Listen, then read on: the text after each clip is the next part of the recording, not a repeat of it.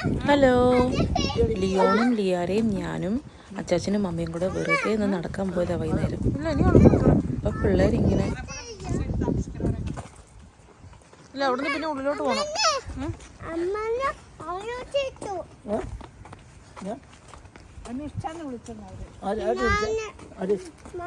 Mummy വിളിച്ചോ?